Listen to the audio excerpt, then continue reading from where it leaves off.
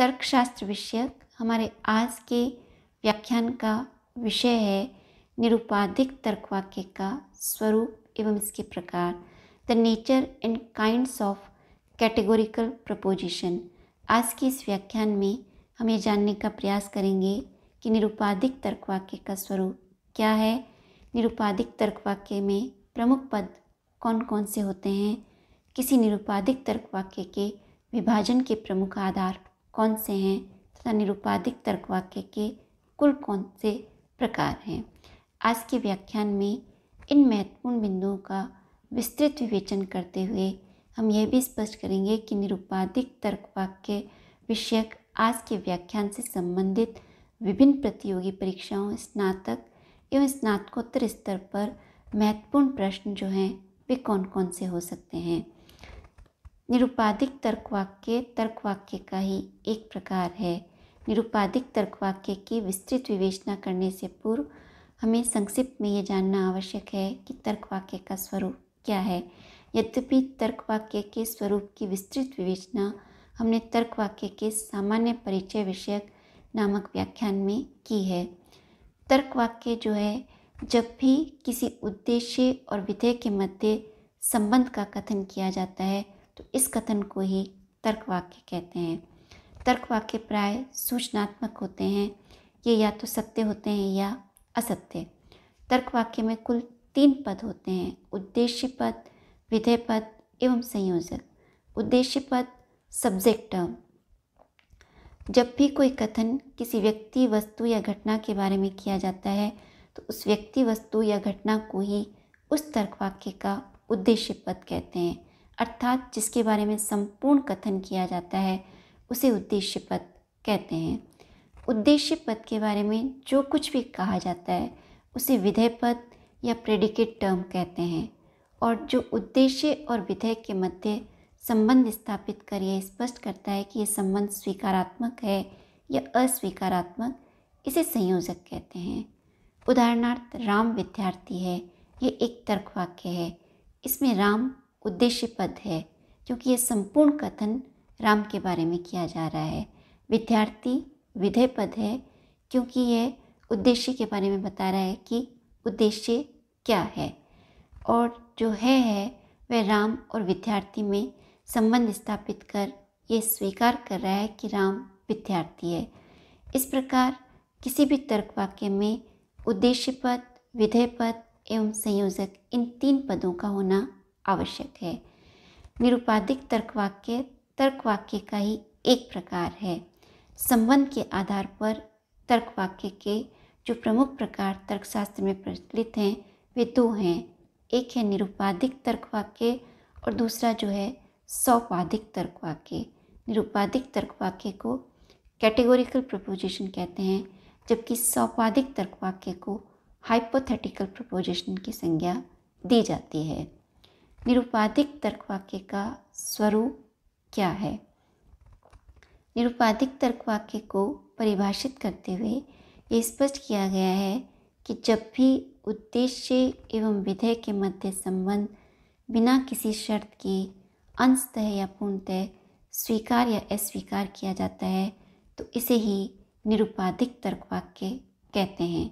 निरुपाधिक तर्कवाक्य के इस परिभाषा से ये स्पष्ट है कि निरुपाधिक तर्कवाक्य में उद्देश्य एवं विधेय के संबंध की व्याख्या बिना किसी शर्त के की जाती है, अर्थात निरुपाधिक तर्कवाक्य में उद्देश्य और विधेय के मध्य जो संबंध होता है यह शर्त रहित, निरपेक्ष, निरुपाधिक या अनकंडीशनल होता है। निरुपाधिक तर्कवाक्य में जो है उद्देश्य और जो विधेय जो होता है, ये जो 2 वर्ग होते हैं उनके बारे में कथन किया जाता है। निरुपाधिक तर्कवाक्य में ये स्पष्ट किया जाता है कि एक वर्ग दूसरे वर्ग में पूर्णतः या अंशतः समाहित है या नहीं। निरुपाधिक तर्कवाक्य में कुल 4 प्रमुख पद होते हैं, परिमाणक, क्वांटिफायर, उद्देश्य पद, सब्जेक्ट टर्म, विधेय पद, प्रेडिकेट टर्म और संयोजक। किसी भी निरुपाधिक तर्कवाक्य में इन 4 पदों का होना आवश्यक है। परिमाणक अर्थात क्वांटिफायर। किसी भी तर्क वाक्य में हम देखते हैं कि निरुपाधिक तर्क वाक्य जो है उसके प्रारंभ में सभी, कोई नहीं, कुछ, कुछ नहीं आदि शब्द आते हैं। ये शब्द जो हैं किसी भी निरुपाधिक तर्क वाक्य के परिमाणक कहलाते हैं, क्योंकि यह निरुपाधिक तर्क वाक्य की मात्रा और परिमाण को अभिव्यक्त करते हैं। उद्देश्य पद, जिसके बारे में संपूर्ण कथन किया जाता है, उसे ही निरुपाधिक तर्क वाक्य का उद्देश्य पद या सब्जेक्ट टर्म कहते हैं। और उद्देश्य के बारे में हम जो कुछ भी कहते हैं उसे विधेय पद या प्रेडिकेट टर्म कहते हैं। और जो संयोजक होता है वह उद्देश्य और विधेय में संबंध स्थापित कर यह स्पष्ट करता है कि यह संबंध स्वीकारात्मक है या अस्वीकारात्मक। निरुपाधिक तर्क वाक्य की परिभाषा से ये स्पष्ट है कि निरुपाधिक तर्क वाक्य में उद्देश्य एवं विधेय के मध्य संबंध की व्याख्या बिना किसी शर्त के आधार पर की जाती है। और जो ये संबंध है, ये संबंध दो तत्वों पर आधारित है, एक परिमाण और दूसरा गुण। परिमाण अर्थात क्वांटिटी। परिमाण के आधार पर किसी भी निरुपाधिक तर्क वाक्य के परिमाण या मात्रा की व्याख्या की जाती है। और इसी परिमाण के आधार पर निरुपाधिक तर्क वाक्य के दो प्रकार होते हैं, सर्वव्यापी तर्क वाक्य यूनिवर्सल प्रपोजिशन और अंशव्यापी तर्क वाक्य एग्जिस्टेंशियल प्रपोजिशन। इसी प्रकार जो निरुपाधिक तर्क वाक्य का जो गुण होता है वह ये स्पष्ट करता है कि निरुपाधिक तर्क वाक्य स्वीकारात्मक है या अस्वीकारात्मक। इस प्रकार किसी भी निरुपाधिक तर्क वाक्य के गुण के आधार पर भी उसके दो प्रकार होते हैं, स्वीकारात्मक तर्क वाक्य एफर्मेटिव प्रपोजिशन और निषेधात्मक तर्क वाक्य नेगेटिव प्रपोजिशन। इस विवेचन से ये स्पष्ट है कि किसी भी तर्क वाक्य में जो संबंध की व्याख्या है वह परिमाण और गुण के आधार पर की जाती है। परिमाण के आधार पर तर्क वाक्य के दो प्रकार हैं, सर्वव्यापी एवं अंशव्यापी, और गुण के आधार पर तर्क वाक्य के दो प्रकार हैं, स्वीकारात्मक और अस्वीकारात्मक। अतः परिमाण एवं गुण के आधार पर किसी भी निरुपाधिक तर्क वाक्य के कुल 4 प्रकार हो सकते हैं। सर्वव्यापी स्वीकारात्मक तर्क वाक्य यह निरुपाधिक तर्क वाक्य का प्रथम प्रकार है, जिसे यूनिवर्सल एफर्मेटिव प्रपोजिशन कहते हैं। सर्वव्यापी निषेधात्मक तर्क वाक्य यूनिवर्सल नेगेटिव प्रपोजिशन ये निरुपाधिक तर्क वाक्य का दूसरा प्रकार है। निरुपाधिक तर्क वाक्य का जो तीसरा प्रकार है वह अंशव्यापी स्वीकारात्मक तर्क वाक्य एग्जिस्टेंशियल एफर्मेटिव प्रपोजिशन। और निरुपाधिक तर्क वाक्य का जो चौथा प्रकार है वह है अंशव्यापी निषेधात्मक तर्क वाक्य एग्जिस्टेंशियल नेगेटिव प्रपोजिशन। अब हम एक एक करके तर्क वाक्य के ये जो 4 प्रकार हैं उन्हें उदाहरण के द्वारा स्पष्ट करते हैं। निरुपाधिक तर्क वाक्य का जो प्रथम प्रकार है वह है सर्वव्यापी स्वीकारात्मक तर्क वाक्य यूनिवर्सल एफर्मेटिव प्रपोजिशन।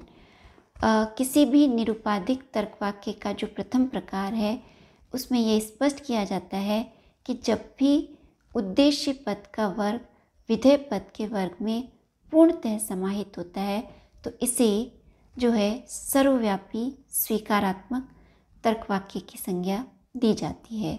सर्वव्यापी स्वीकारात्मक तर्क वाक्य को प्रतीकात्मक रूप में एक के द्वारा व्यक्त किया जाता है। सर्वव्यापी स्वीकारात्मक तर्क वाक्य जो है उसकी संरचना होती है ऑल SRP अर्थात सभी उद्देश्य विधेय हैं। जब भी हमें कोई तर्क वाक्य सभी उद्देश्य विधेय हैं इस रूप में प्राप्त होता है तो वह सर्वव्यापी स्वीकारात्मक तर्क वाक्य होता है। उदाहरणार्थ सभी भारतीय एशियाई हैं, ये सर्वव्यापी स्वीकारात्मक तर्क वाक्य का एक उदाहरण है।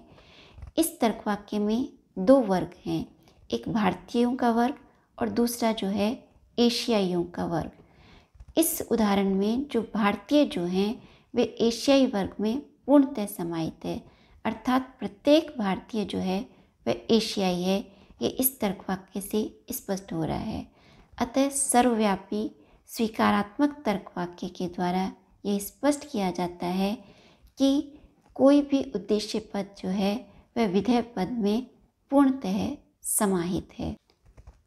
निरुपाधिक तर्क वाक्य का जो दूसरा महत्वपूर्ण प्रकार है वह है सर्वव्यापी निषेधात्मक तर्क वाक्य, यूनिवर्सल नेगेटिव प्रपोजिशन। जब उद्देश्य पद का वर्ग विधेय पद के वर्ग से पूर्णतया पृथक या असमाहित होता है तो उसे सर्वव्यापी निषेधात्मक तर्क वाक्य कहते हैं। इस तर्क वाक्य को प्रतीकात्मक रूप में ई के द्वारा व्यक्त किया जाता है।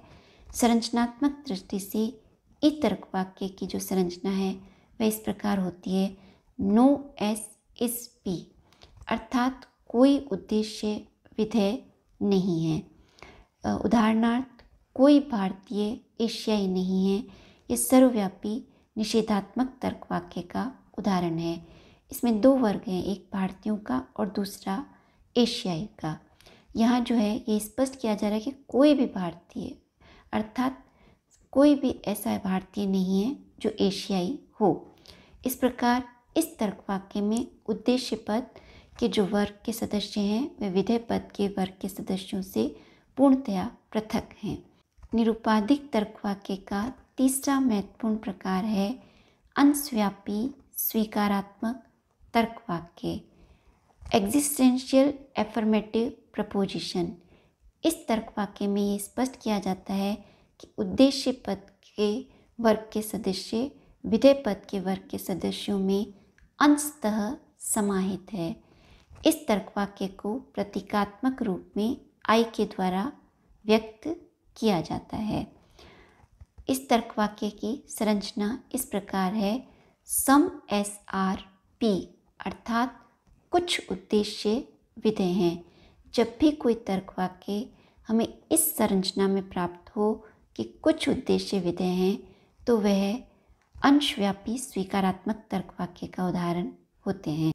उदाहरणार्थ, कुछ भारतीय एशियाई हैं, ये अंशव्यापी स्वीकारात्मक तर्क वाक्य का उदाहरण है। इस उदाहरण के द्वारा स्पष्ट किया जा रहा है कि कुछ भारतीय ऐसे हैं जो एशियाई हैं। यहाँ जो कुछ शब्द है उसको स्पष्ट करना आवश्यक है। तर्कशास्त्र में जो कुछ शब्द है उसके व्यापक अर्थ हैं। कुछ का अभिप्राय यह है कि मान लीजिए किसी वर्ग में 100 सदस्य हैं तो यहाँ कुछ का अभिप्राय है कम से कम एक, अधिक से अधिक 99। इस प्रकार कुछ शब्द जो है उसके द्वारा ये स्पष्ट किया जाता है कि किसी भी वर्ग के सदस्य की जब हम व्याख्या करते हैं उनमें कम से कम एक सदस्य का होना आवश्यक है और अधिक से अधिक उसमें से 99% हो सकते हैं। तर्क वाक्य का जो चौथा प्रकार है वह है अंशव्यापी निषेधात्मक तर्क वाक्य, एग्जिस्टेंशियल नेगेटिव प्रपोजिशन। इस तर्क वाक्य के द्वारा ये स्पष्ट किया जाता है कि जब उद्देश्य पद के वर्ग के सदस्य विधेय पद के वर्ग के सदस्य में अंशतः समाहित नहीं होते तो उसे अंशव्यापी निषेधात्मक तर्क वाक्य की संज्ञा दी जाती है। इसे प्रतीकात्मक रूप में ओ के द्वारा व्यक्त किया जाता है। इसकी संरचना जो है यह है कि सम एस आर नॉट पी, अर्थात कुछ उद्देश्य विधेय नहीं है। उदाहरणार्थ, हम ये कहते हैं कि कुछ भारतीय एशियाई नहीं हैं। इस प्रकार आज के व्याख्यान में हमने देखा कि निरुपाधिक तर्क वाक्य के 4 प्रमुख प्रकार कौन कौन से हैं। आज के इस व्याख्यान से संबंधित महत्वपूर्ण परीक्षा उपयोगी प्रश्न इस प्रकार हैं। निरुपाधिक तर्क वाक्य के स्वरूप को स्पष्ट कीजिए। निरुपाधिक तर्क वाक्य में कुल कितने पद होते हैं उन्हें स्पष्ट कीजिए।